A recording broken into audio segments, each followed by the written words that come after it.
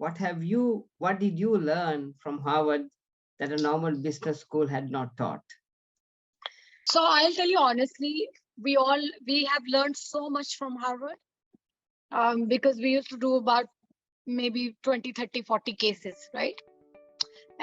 But the most important thing that I think I learned from Harvard was, who am I? Because and this is very interesting, when we finished my program for leadership development, which is a executive education rapid fire MBA kind of a course, and you have to have like 15 years work experience, etc., etc. You have to have a recommendation to get it, but 3,000 people apply and 100 people get selected, so it's not like an easy thing. So first was to make it. When I went there, I finished the course. They said you have to now go through this self-awareness course. And like any South Asian and like any Indian today, I was like, what are they going to teach me about? I'm so sorted in my life. I exactly know what I want in my life. I know that I'm looking for, XYZ things and whatever said and done. So anyway, now they want me to sit in the class, so I'll sit in the class. So 2 weeks, they took us through self-awareness courses. It's a hugely contemplative course, which is all about introspection, contemplation, discussion, and answering questions to yourself in a piece of book. They give it to you, no one else reads it. So you can be honest to yourself. You can be brutally honest to yourself. And those confessions, I did that so obviously as a student, like I said, I used to come first in my class. So I'm very good at hard work. I'm very sincere student.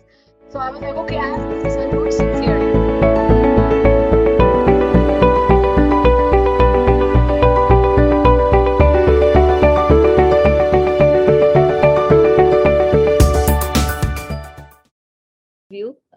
Who are in the platform today and the ones who are coming on board and who are joining us for another session in the MBA Diaries. So while welcoming you as Asia Pacific Institute of Information Technology, we are honored to be hosting this session today as well with another veteran in the global corporate world, especially in a time where many discussions are held about global as well as national challenges are held over time, where we are looking at how to overcome those challenges. It will be a very insightful and an interesting discussion, especially for our students and all the others who are in the platform as well. So let me also warmly welcome all the students who are joining us today, and of course, all our partner university members, along with the foreign delegates and diplomats who are joining us from all over the world, and of course, our distinguished guests who are in the platform today.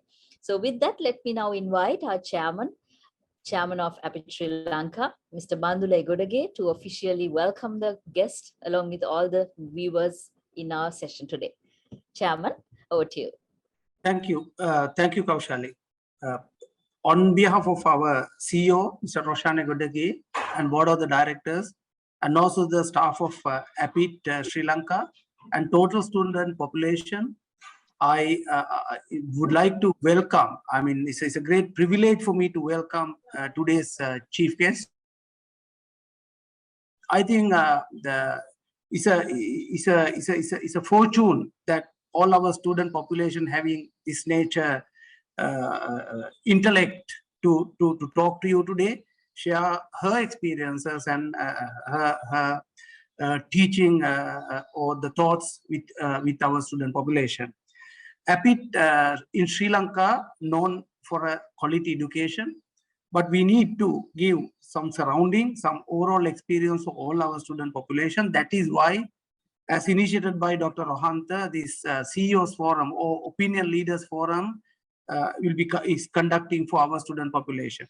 It gives you basically to interact with the top class, the CEOs or the independent leaders like you, madam. So they will have their experiences straight away from you, and also they will request whatever the experience that you can share with them at this forum. This is why it is great. Actually, we have given that opportunity our students many times, that initiated by Dr. Rohantha Atukara. Today also, despite your busy schedule, you have accepted our invitation I was told that you are not on official status right now, you're on a private visit, but still you have accepted and you are joining us for the betterment of our Sri Lankan or global student population. Irrespective of undergraduate, our students undergraduate or postgraduate, it is not only for them. Your valuable thoughts will be shared along with the diplomatic corps or a lot of experts and the most of the parents, the teachers that who is in this platform. And for your information, ma'am, we will be recorded. We will be recording your thing for the future reference. That is for the most importantly for the use of our student population. And I'm sure, even though it's a burden for you, I'm sure that you will not take it as that aspect, because when I'm having a personal chat with you, it shows that you said you love to meet our students. That means you are giving something back to the society by joining on this important forum. So without doing further, spending time of valuable time from you, I think once again, thank you very much on behalf of our board of directors, and looking forward to have a very fruitful meeting. Once again, thanks a lot, madam. Let Dr. Rohantha introduce you officially. That is why I didn't even mention your name, because let my student and the joiners to explore who you are. So thank you very much, madam. Thank you for your participation. Over to you, Dr. Rohantha and Kaushali. Thank you very much, Chairman of the Industrial Association of Sri Lanka, also the Vice President of Nestle, Chairman of APIIT. Thank you very much for taking your time off to speak to our very distinguished speaker. Ladies and gentlemen, we have a lady who happens to be very beautiful. She's very intelligent and very, very giving. And I mean, that's the kind of personality we have today. A political peace expert, social entrepreneur, author, and a speaker. A peace expert is how credible her voice is in pioneering political peace. Have created a global platform called Phuro Innovations, where national, regional, and international political and thought leaders get together and can work on creating economic interdependence in the region of SAARC. Also compiled the research document on past, present, and future of peace, emphasizing on political peace and how that is measured globally. Also currently the co-chair of the Harvard Alumni Entrepreneurs India chapter as an alumni volunteer, recognized as in Linked Power Profile Social Impact 2018 in making her among the top 73 profiles in India. I mean, we are absolutely honored to have this particular lady who has authored the hospitality chapter in the book Globalization and the Voices from the Indian Practitioners in 2013, and several articles from the newspapers, online news platforms. Previous campaigns were also taken as case studies, lectures at prestigious forums like the IIT and IIPM. She's also hosted several events and raising awareness of peace. I'm actually honored to introduce the founder of Phuro Innovations, the co-chair of Harvard Alumni Entrepreneurs, ladies and gentlemen, Rachna Sharma. Over to you, Rachna. Hello, everyone. It's always a delight to speak to the students. I was very excited today because I really wanted to dwell into the history with each one of you today together. History of South Asia, SAARC, and how many of you know that South Asia used to almost contribute about 40% to the world's economy, GDP, right? And today you see SAARC bleeding and you see Sri Lanka in this turmoil. And as students and whoever is going to, is live right now and is probably going to access the recording, for everyone, Sri Lanka's turmoil must be creating a lot of insecurity in your minds, young minds, with questions like, who's going to give me a job? With questions like, what's going to happen to me? What is my future? Or perhaps the future of Sri Lanka? because I am a Sri Lankan. So today, I think I'm going to attempt to answer this unanswered question while we have this discussion for another 20-30 minutes. The question is, how was that possible? How did we do that magic of contributing so much in the world economy? And how did this downfall happen? Because the education system, it was all about education system.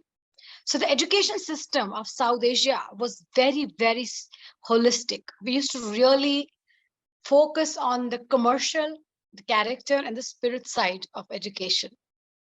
While today we are absolutely focused in these times on commercial side of personality, which is fantastic because that gives me dollars and that gives me Sri Lankan money and that gives me Indian rupiah and I buy my things. But somewhere down the line, the downfall happened because the character and the spirit part of it was ignored and that happened because in the history we got invaded and we have a very treacherous, very bad history. We've been slaves forever. It took us a lifetime to really evolve and even get our freedoms, right? So all of this character and spirit side of education, how does that happen? Now that happens by communication. When there is dialogue, when there's exchange of ideas. Because when the exchange of ideas happen, that's when the real innovation kicks in because of the creativity. Because when you are in isolation, you have your perspective, your idea. But when you are talking to different people, to different cultures, different regions, to different kind of experiences across the, South Asia, not only why just globe, let's talk about South Asia today, then we get so many perspectives, so many ideas, and that's when innovation happens. And that's probably where also inventions happen of the lifetime.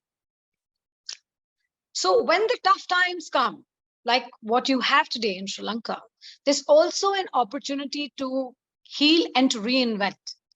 And that reinvention happens by youth. It's not going to happen by my father and great-grandfather or grandfather. It's going to happen by you guys. You are the torch bearers of that reinvention. And you are the torch bearer of that innovation. So we need to really think today, and we need to probably learn to internalize the process. How does that start?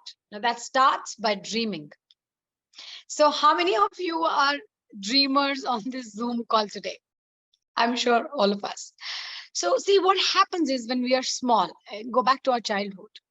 When we are small, we are probably, our world is very limited. We're talking to our neighbors, we're talking to our cousins, we're going out in the streets playing, some street plays, or probably, if you go to better schools and now you have, international games that you play. But how many of you, we used to enact like a leader, and we used to sometimes imitate and be the prime minister or be that businessman, or, as simple as just get our dolls married, So I'm just talking from that thinking point. We used to be very creative. We used to really create stories. We used to participate in that. And then based on that, there was no limits to thinking, right? We never thought that I cannot act like a prime minister today. I cannot act like a politician today. I cannot act like a doctor today. We were all doing that while we were 4, 5, 6, 7, whatever age.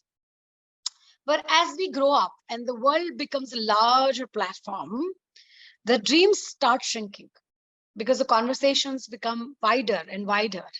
And the conversations now are with the real world. We have classmates and we have friends and we are growing up, and the expectations of, my parents and the expectations of this world around me, there is so much pressure that gets built around us that we really forget about this basic thing of who I am and where I want to be. So who I am and where I want to be is a big gap. It's really like a big gap. And that gap needs to be filled on time. That gap is when you can develop your character and spirit side. Only then that can be filled. And that gap gives you the answers of where I want to be and what do I need to get there. So you might be thinking that, I'm a student. I just want to, probably graduate with really good marks. And what is it to do with me? I mean, why is even Rachna Sharma talking all of this to me? What is it to do with me? Sri Lanka's future is too big it's not, I mean, it's too much of a thought. But don't let that happen to you. It's not too much of a thought, even if you think it's not in your capacity today, because you must be thinking, one of you must be thinking that, what, probably, I don't care. You know what, right now, it's not I just need to clear my XYZ exam. But mind you, and I'm going to tell you today that one of you could be the next Tata. One of you could be the next Adani, the next Ambani, the next Zuckerberg, and the next XYZ of Sri Lanka.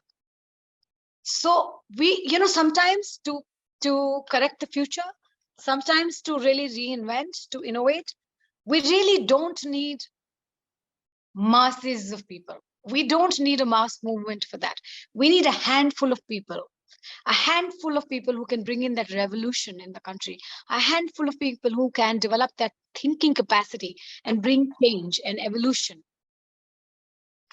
And that's you. So we already have the answer to who is going to do that. It's you. Who is going to bring Sri Lanka out of this turmoil? Is you. How? Through interdependence. Interdependence, communication. You have to trade mind within SAARC region. There is somewhere in India and China, and I'm not even talking about other countries, Europe and America and all of that. They say charity begins at home. Let's start thinking at home. And I'm sitting in India today, so I'm not even going to, after this, talk about China. Let's talk about India. There is youth who's thriving right now in this country and who is probably having a little better access right now due to the political stability or, other possible things, good things that are happening in the country right now. They are thinking very big. So all you have to do is open up the communication, talk to these people, find out the opportunities. What are the opportunities of trade? Small countries can boost exports. The entire world is looking at India as a consumer market.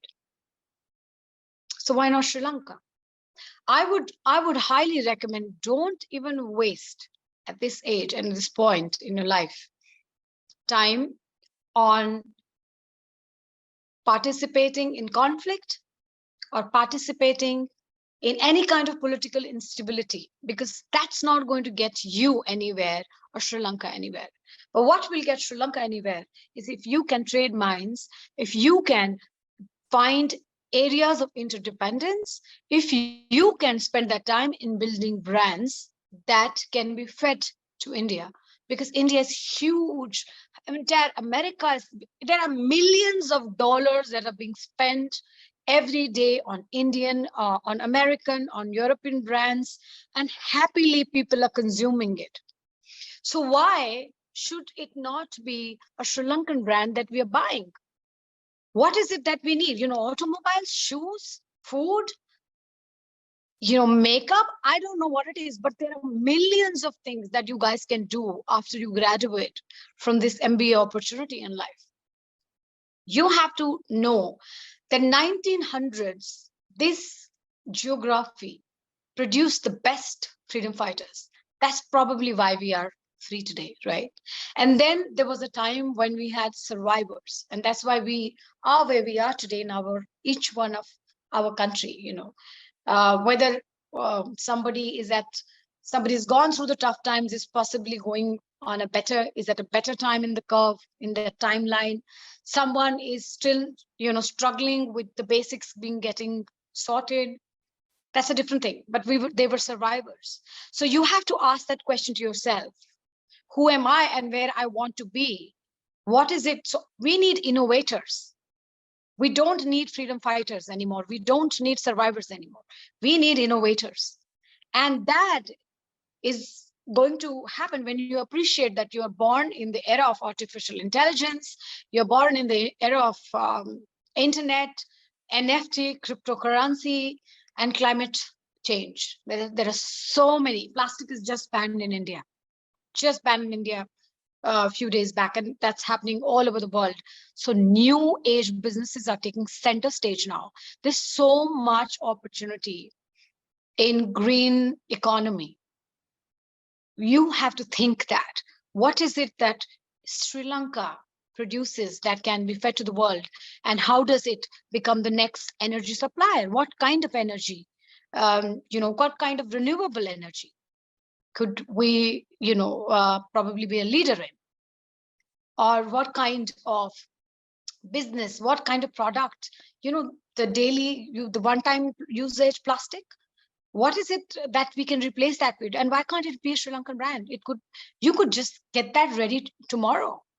We don't have to wait, because the opportunity is right here. India is struggling right now because suddenly there was this too much noise about climate crisis, and boom, all the businesses were shut overnight. So what I'm saying is that, in the evolution of mankind, so we've gone from tribals, gatherers and hunters, to tribals, to kingdoms and democracy. And the next stage that is going to set in the world is consciousness, which means consciousness, meaning being conscious, right? It's very simple. The meaning is as simple as it speaks in the English dictionary. Just be conscious. And that's why we are talking about circular economy. That's where we are talking about climate crisis. We are talking about NFT, internet. We are talking about AI and all of those things. So just get yourself ready, because in the coming future, and it's happening very rapidly, everything is going to change. The nature of jobs is going to change. The skill set is going to change. The competencies which are appreciated are going to change. So you have to remember that what is the competency probably that was required in let's say a decade from now, and what is the competency that is required, that is going to be required, that knowledge will only happen. Now you cannot be really like a good typewriter when we are a good, somebody who's really good at typing, when we are in the era of touchscreen, right? So you really have to think that what is it that is going to happen in next 10 years. Now, you see, I'll give you an example, and I will also highly recommend everyone here to please do a study on Singapore. It's one of those, from the day the flag was hoisted, and I usually give this example. It's one of my favorite case studies ever that we learned at Harvard Business School. It was about how are they one of the leading and dominating world economies today, because it was really not the international funds that they really relied on. It was the intellect. So it was the intellect, right? So if you really look at that, and then you look at Sri Lanka, very close in territory, geography, certain things, you really need to think as leaders, as students, as the future leaders of your country, as to what is it that that country has done, and what is it that we can learn from them. Because we really have, this is not what Sri Lanka is facing, is not something that is happening for the first time in this world. It has happened over and over in the time cycle, at various times, time slots, time periods, in various parts of the world. So what you have to pick up, and perhaps, sometimes going really far doesn't happen because of the, the geography, everything changes, right? If you go too far away and you simply don't have time to go and then customize, sometimes you really can take the best practices, right? Singapore is so close, and it has proven its track record. So what was the youth of Singapore doing when Singapore was really growing up and being this big economy? So that interdependence that they have created, and that interdependence that we can create within each other. I think the neighboring countries must be helpful at this point, and I feel that's why leaders like us are coming together. That's probably why Rohanta and I at some point we spoke about this event that I host on World Peace on my platform, and I requested him to come and talk, is because somewhere we have forgotten as South Asians, somewhere we have forgotten as human beings to really rely on communication. Because you see, let the political people do their job. What they're doing is their job, and they're really good at it because they're keeping us entertained. I think it's the common people, it's us who are not good at our job. Because if we were really good at our job, then politics is happening in other parts of the world also. And there is instability in so many parts of the world. And there are things like this. There are economies that trickle down. Look what happened to Greece, but then it survived. So when we look at international funds, that's probably going to save Sri Lanka right now, but that's not going to define Sri Lanka. And we are looking at long-term solution from the young people of Sri Lanka. And that happens when the economies are restructured. And the economies can be restructured when you know and when you have awareness of the future. When you become the leader, a leader is not someone who deals with the present problem. A leader is someone who looks at the future and looks at the future as an opportunity, and then is ready with all the resources that are required to meet that future in time. Because anything that is not relevant or usable is also not innovation. So if you innovate anything and it's not on time, it's before time or ahead of time, it's of no use. It's only waste of your time. So timeline is very critical, and that's why who can give you that? So we really identified who. It was you, the torch bearers, the students, right? And then we defined how: interdependence, communication, speaking to your counterparts, the other youth sitting right across in your neighboring countries, looking at the opportunities, building brands, building businesses, right? And the process. What is the process? The process is when we are going to really learn things like Singapore. That's a process. When you learn, right? When you unlearn everything that we know about Sri Lanka today, and you learn something from someone who has a better track record, is in the place where you want to be. We are not talking about where you want to be as just one person, that I want to be a doctor 5 years down the line. We are talking about someone, we're talking about those handful people who will change Sri Lanka, right? And that can also now, let's say, many of you will have an excuse. I don't have time. I'm really busy. I have so much of hectic schedule. I have my exams to pass. So then have a mentor, because then your mentor has the success, has this failure, and probably has all the lessons that you're looking for. And he can give you that download in 20 minutes of a phone call. So if you have a regular mentor, and you can have a face-to-face with your mentor for about once in a month, twice in a month, and it's a religious process, it's in your schedule. Like you have your classes, you have your maths, like in engineering MBA, whatever, you accounts and economics and other things, like how you prioritize that. You prioritize your conversation with the mentor. And why limit yourself? You have guys like Rohanta, they have global exposure, and they are sitting on the gold mines of alumni of Harvard. So please involve that, and I'll be happy to help and extend help in any which way that I can, to get access to all of these people and trade mind with them. Because when you trade mind with them, that's when the real magic will start happening on its own. And so that was really about who, how, and process. And Shortcut was your mentor. So that's really what I wanted to tell you today, because that's really how you can take out Sri Lanka and how you can save Sri Lanka and your futures and be the next leading economy of South Asia. Now I'll also give you, before I say bye-bye to this conversation, which is really long now, is that I think you must have heard of flightless birds. So give you an example, it's like ostrich, so they forgot how to fly because lack of predators and domestication. Lack of predators and domestication is something that evolved them physiologically and psychologically so much that they forgot that they can fly. So we are superhumans. We're born with capability beyond imagination.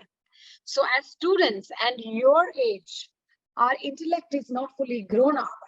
Our exposure is very limited. Our experience is because of the experience, so we probably, could be really well traveled and, coming from very good schools and maybe really good backgrounds and everything, but perhaps we don't have the experience. We may make some errors, if not mistakes. Those errors will also teach you, but sometimes time is of critical essence. You can't afford to do that. So in those times, don't just give up, because there is going to be, then there is a negative charge in us, because when we don't see ourselves succeeding, when we see ourselves and in an environment that is insecure, when we see ourselves in an environment which does not show any opportunity, and the newspapers and the television doesn't help anymore, because it depresses me sitting here in India when I read every day this Twitter. India is running out of, so Sri Lanka is running out of fuel. Sri Lanka is running out of electricity. There's this happening. People are on the streets. So it's really like it upsets you. If you're like someone whose value of humanity is alive in you, then it will upset you, because you'll be like, why is this happening there, and how are the people surviving? So don't let this get to you, because at a young stage, this can create permanent neuron connections, and that's called neuroplasticity. And when we have those kind of thoughts and those kind of permanent neuroplasticity happening on us, that's when the evolution will happen and we will forget our superhuman powers. So I will say communication, trading minds, interdependence, creativity. These are some keywords that we've discussed today. Case studies, mentors.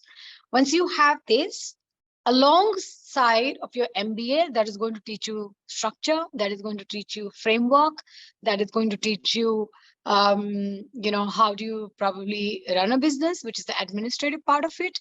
It's not going to teach the creative part of it. The creative part of it will come via conversations. So, my dear students, it's my, I can say humble request to you guys that start thinking like that one person who will change Sri Lanka, and you will see Sri Lanka will be changed in no time. That's my promise to you. And I think I'll end that talk with this today. Thank you very much for having me. Thank you, Rohanta, for letting me speak to the students today. Thank you very much, Rachna. Appreciate over. sincerely, and a whole heap of questions have come. Okay. We don't mind if I share a few thoughts. Yeah, please. Happy to answer. There's one question that came which said, you've been a hotelier in your early life, done fantastic working for, I checked your LinkedIn is what he says. And you've done so good in top organizations in your career, like the Hiltons and the Libur hotels. And what made you move to this new sphere of advocacy? Yeah. Yeah, so I think I absolutely agree with every remark that has been made in the question, and that's exactly what I mentioned at the very beginning, that it was a commercial side of education for me. So perhaps if our education system was holistic and I was developed from my childhood as a person who had the commercial character and spirit side alive in me, and I was given that exposure, perhaps I would have done world peace from the very beginning, right? But because of the lack of character and spirit education. And the education was just so initially the schooling was all about marks, right? If I didn't get like 98, my dad would like really scold me. It was all about getting distinctions, and it was all about coming first. And I really, like, if you go to my school, I didn't give anyone a chance to come first for first 9 years. And then we had terrorism in J&K. I was born in Jammu and Kashmir. So obviously it's all about survival, right? The survival kicks in. For next, we didn't have schools in my 9th, 10th, 11th, and 12th. We really didn't go to school. I don't know how we passed, really, like finding a teacher in our neighborhood, really studying at home. And not sure if you will see the sunlight next morning, because we had terrorists around our house taking, doing drills with AK-47 in their hands. So it was really like a tough time. But what I'm saying is that I didn't lose hope. And whatever, honestly speaking and admitting here, because in 12th class, lack of education, lack of schooling, I didn't score more than 50%, 55%. I mean, I'm very good student. Like, just imagine someone who came first 9 years and then gets a 55%. And then I thought of taking a break because I really wanted to think, what do I do? But again, break was not allowed in our family, in our culture, in our country, in my city. So break was not really looked at something nice. So I was somehow pushed into the commercial side of education. Thankfully, I still chose, whatever they say, beggars can't be choosers. I still chose something that excited me in that moment. Otherwise, I was told, you're supposed to do engineering, you're supposed to be a doctor, you're supposed to be this. Everything was just like on the table for me. No one was asking me what I want to be, No one really asked me. Neither did I have the intellect or the opportunity to really know that I could have asked this question to myself and gone deeper into my core being and answered this question for myself as to what I want to be. So what I'm saying is, we lacked internet, we lacked communications. Look, I was born in a very small town in Jammu and Kashmir, and on top of that, there was terrorism. So I was really locked. I don't think the young people are locked today, and they have internet. Look, I'm in India, speaking to you guys in Sri Lanka. I don't know how many people are going to access this recording and see, but even if I can change one life, I've really utilized my 1 hour today. And so, yeah, that was it. So I did very well. Commercially, I was very, very successful. I would see myself in the magazines and the newspapers, but there was something that was missing. And that is something that took me into self-awareness as to what is it that I want to be, who am I, what do I want to do in my life, what kind of legacy I want to leave, what should be written on my, they say that you have, like, when you die and you should be remembered for something. What is the purpose of your life?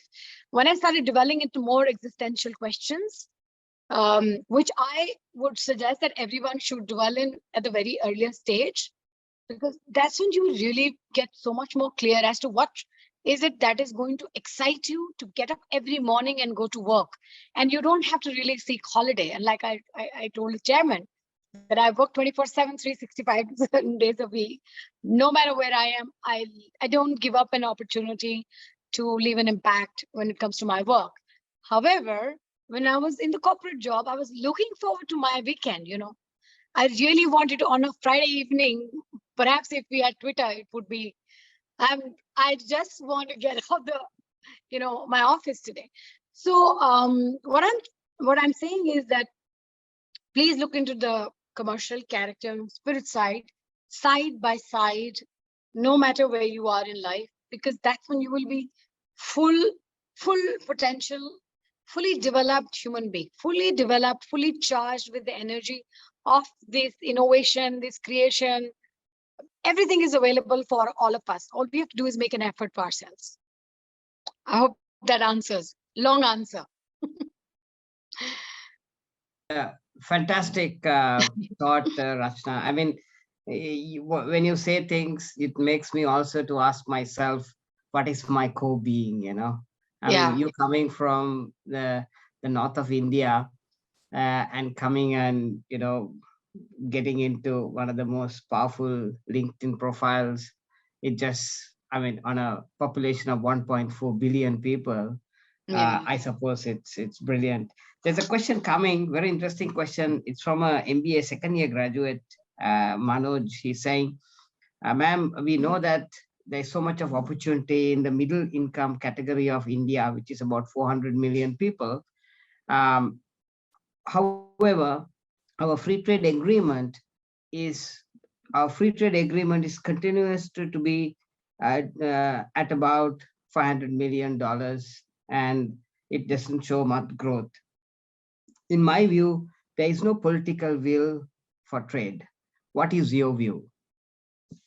I have no political view on trade as well. So like I said that, when politics limits you of trade, right?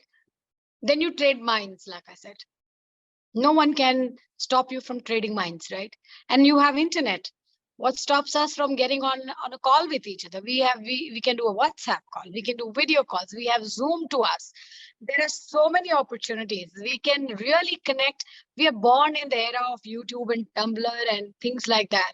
So when I spoke about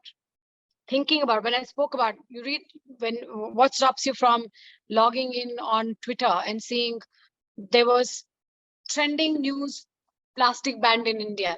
Opportunity. If you really want to sell a brand in India right now, opportunity, right? What are the other opportunities in India? Climate crisis. So look at how many states go. You really have to follow structure, right? How many states are there in India? Which state is getting impacted with climate crisis? And what are those points where they're getting impacted? Note that down. What is the product that possibly Sri Lanka can fit in, or I can produce or innovate that can solve that problem? Write that down. So these are not ideas, these are thoughts, right? Write down these thoughts. And after you do that is when you, like I said, trade minds. Take that piece of paper and have a discussion with someone, perhaps sitting in that country. If you're really looking at trade, if you're looking at international trade, if you're looking at doing some kind of business with neighboring countries, and you yourself said that there is this middle class income and it is growing. You're right. I don't have the right number right now with me, so I'm not quoting it. It is growing every day. There is credit card generation. Like I mentioned, that is why everyone wants to come in India today, right? Because there is opportunity. Why Harvard opened 19th chapter in India? Why didn't they open a chapter before? Why chapter 9, 10, 11 was not open? They never saw an opportunity. Today, they see an opportunity and they opened an office.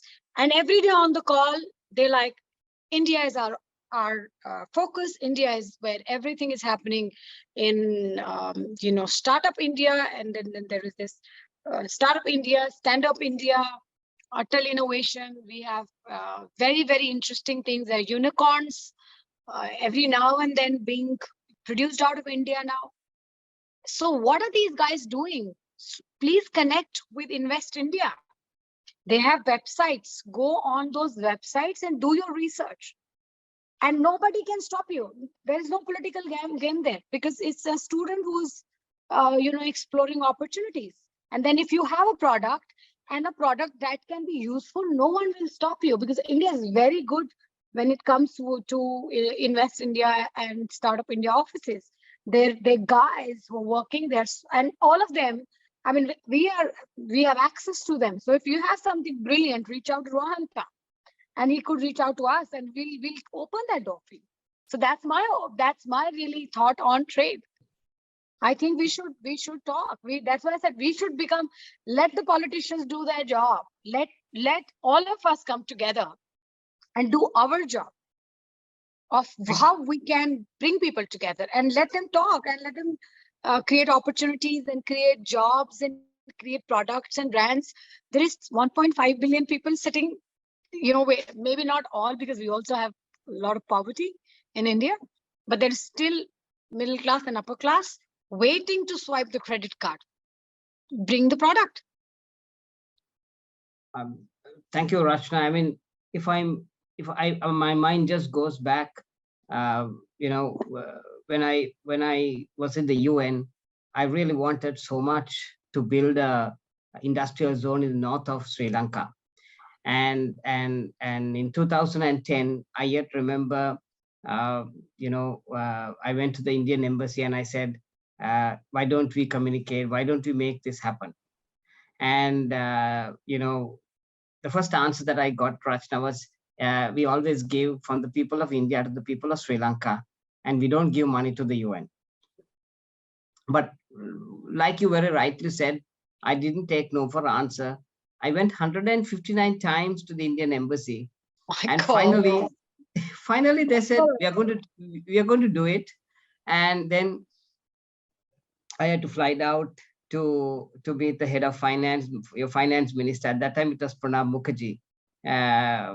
And he then approved it. And for the first time, $2 million was dropped into the bank account of the UN in New York. And we make the actual industrial zone, which is from the people of India to the people of Sri Lanka. And you very rightly said there's nothing called can't. I mean, I could have always given up.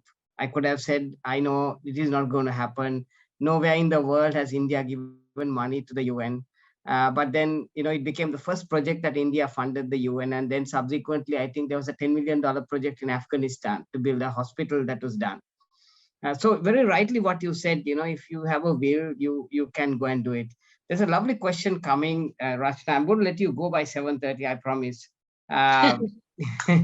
The question is coming from Sachini. She works for Spitline Beecham in Sri Lanka, and she's asking, you were one of the most highly profiled LinkedIn candidates in 2018. And in fact, you were ranked, I think, 73 in the world is what we heard. And I'm just going through it. You have 29,585 followers. And she's saying,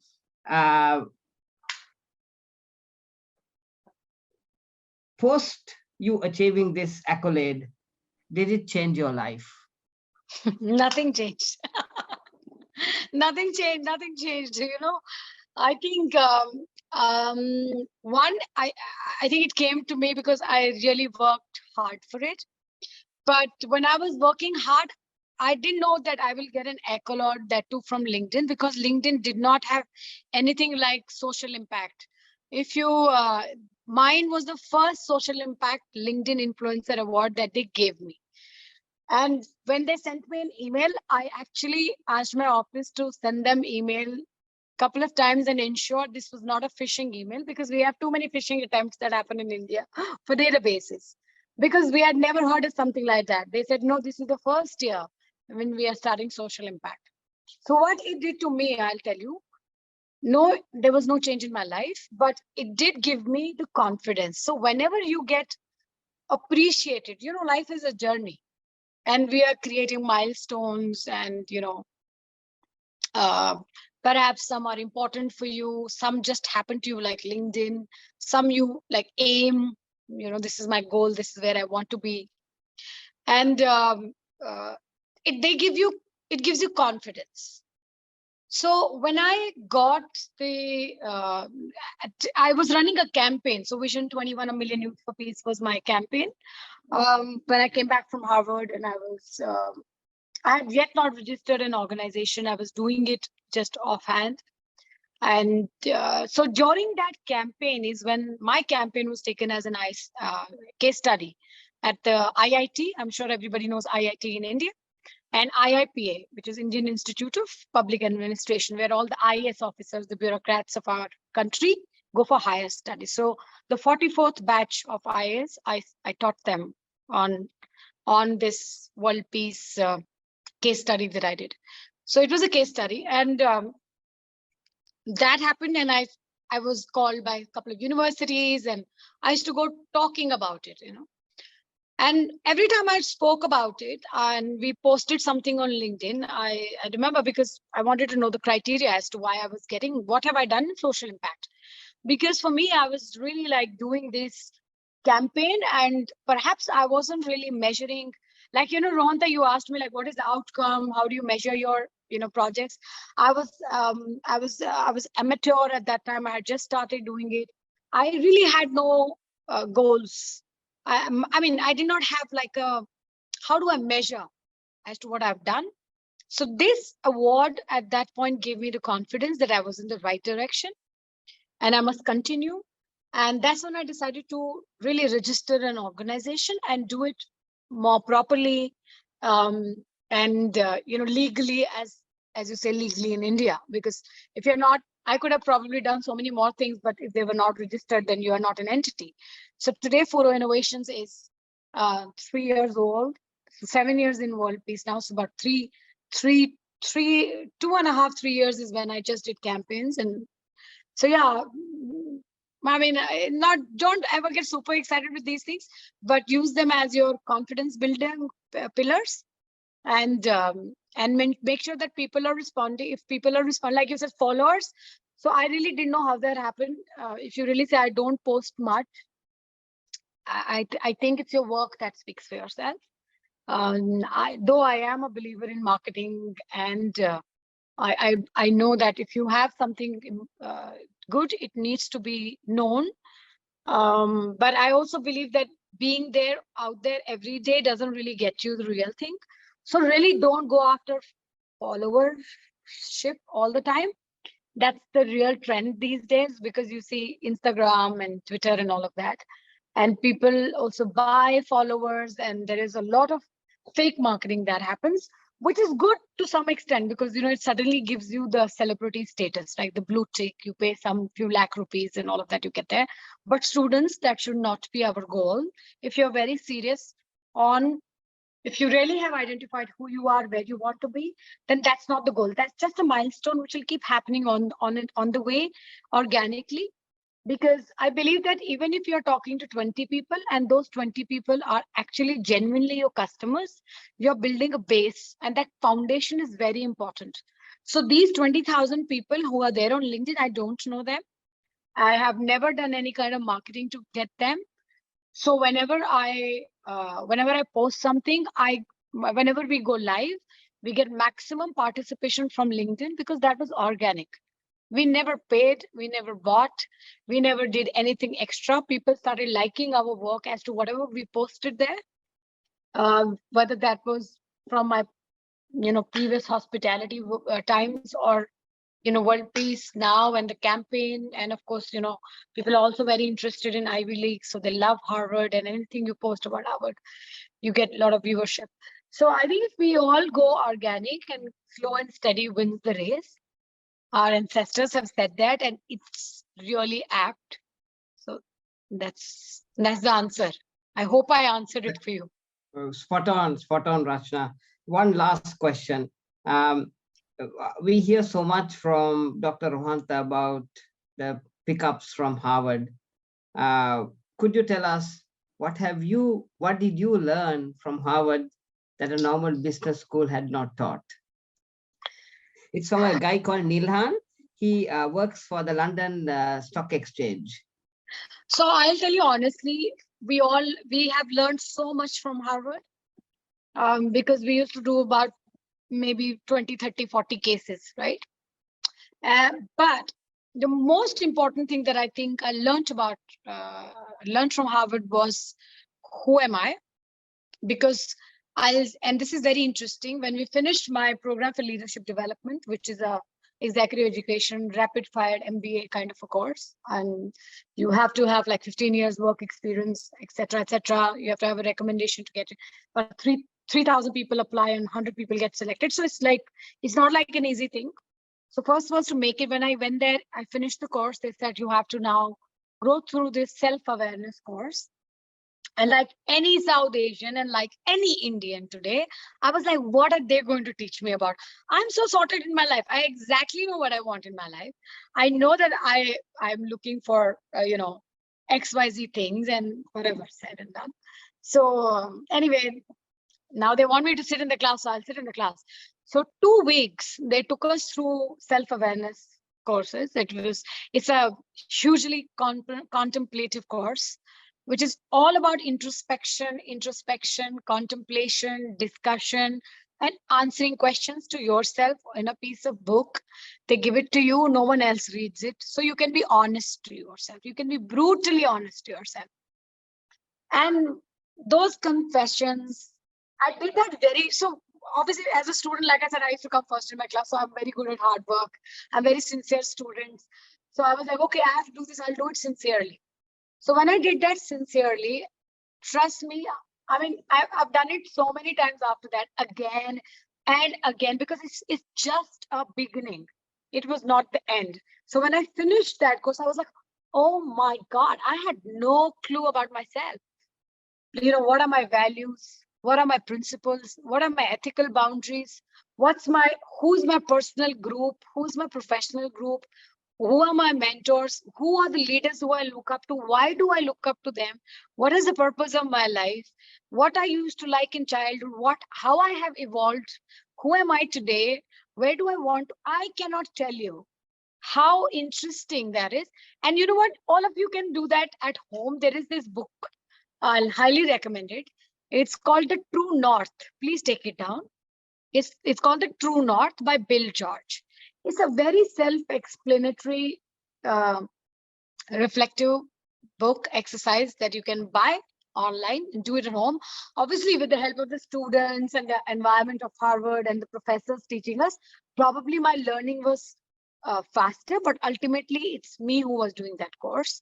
So please, it's True North, North, by Bill George. So probably this is one thing that I have, I started to learn. I wouldn't say I learned. I had started to learn at Harvard, and I came back and I developed on that habit by taking additional notes, taking additional contemplative exercises, and probably everything available on self-awareness. And today I can say that I'm fully aware. That's why I have taken up this challenge of, world peace and igniting dialogue in SARC, because the kind of work I do, it's so dark. When you say dark, it's like, I don't think there's hope. Nobody touches something like this. They're like, crazy, it's not going to happen. So when everyone shuns your idea down and you want to be the torchbearer of it, and you want to be, no, I'm going to lead it, I'm going to make sure it happens, it needs some other kind of confidence. It needs some other kind of light in you, so that you can light the path for yourself, because it's completely dark. There's no one mentor. There's no one has gone on that path before. No one is there to teach you. No one is there to direct you. You have to be your own light. And that can happen with self-awareness. So self-awareness is something that I give credit to Harvard Business School. Thank you very much, Rachna. I mean, Thank you. I really enjoyed chatting with you, and look forward to working with you very closely and making sure that we could make some difference to the world. And I'm actually intrigued that you were born in the North, and then you have conquered to getting into the top companies like the Hiltons, and of course today, you're an absolutely strong influencer. Lovely chatting with you, and thank you so much for taking time. I'll meet you again on the 21st, I think. Yes, yes, we're all looking forward to that. Thank you so much. Totally my pleasure. And yes, we have to do this, and I'm very impressed by what you're doing. And we'll end this chat by just saying that when I was in college, in my first year of college, and we had one of our super seniors who was just visiting, and the principal said, go and address the first year students. And he came to the classroom, and he addressed us for about half an hour. I don't remember everything, but in that half an hour, he changed my life. That is a moment when in my life was changed, actually, not the LinkedIn accolade, because he pulled out a diary from his pocket, and he showed the small diary from his pocket. And he said, guys, this is my, college directory, and I'm going to show you what I did. I wrote 4 goals for myself in this directory when I was in first year. So when I want to pass out 4 years of my degree from this college, or 2 years, whatever you guys are doing, what do I want to achieve? And I used to review, he said, I used to review that every year, 6 monthly, yearly, and then I reviewed it when I passed out. And I took that, very seriously. I bought the diary next day. I wrote 4 goals for myself. And they were very simple. I want to come, because I think I had that, when I had not gone to school, my 12th class marks were not good. So I had that, being a good student. So I was like, I want to come first in my university. I want to rank #1. I want to develop my communication skills because I came from the hills in Jammu and Kashmir, where regional language is spoken and English is not. I studied in a Hindi medium school till class 10th. So geography and science was like Vigyan and Bhugol for me, and maths was Ganit. So it was that tough. So I really wanted to be like the best orator in my college. And the third was that I want to, get my internship and get placed. And the fourth was, I don't remember now exactly. I remember the three goals. And by the end of the 4 years, I had tick mark on each one of them. Yeah. So I will say the students must do that. Amazing, Rachna. I'm just waiting for things to ease out in Sri Lanka. We have gone through very hard times, bombs, Easter attacks. Name it, Sri Lanka has got it. But as soon as things settle down, and it's a small economy of $80 billion, so our recovery is very strong. So as soon as that happens, I definitely we would love to have you in Sri Lanka, and for you Definitely, to it would be my actually pleasure. speak. And continue what you're doing, because if you can, Rhonda, sitting in your chair, ignite 4 students, and those 4 students can change Sri Lanka. Trust me, because we all need, sometimes we just need, we are saying we are wanting to create leaders, right? This is the time when we need innovation in leadership, right? We need, and that's what you're doing. And you're absolutely, this is the way it is done. There is no other way to do it. So all the best, more power to you guys, more light to you guys, and we'll remain in touch. Kaushali, over to you. Thank you, Doctor. Thank you very much, Rachna, for coming on board today to share these thoughts. And the pickup for students is that, as we always say, these are experiences that is shared that you can't find in notebooks or maybe in the theory books, right? Yeah. And at the same time, as she was very clearly telling, please do dream, have your goals as far as you have it written down, and follow it with a review. Things will be coming true. So that is our call for today. And thank you very much for joining us, everyone. We'll see you back again in another week's time. Until then, good night and take care of everyone. Good night. Good night from the Himalayas.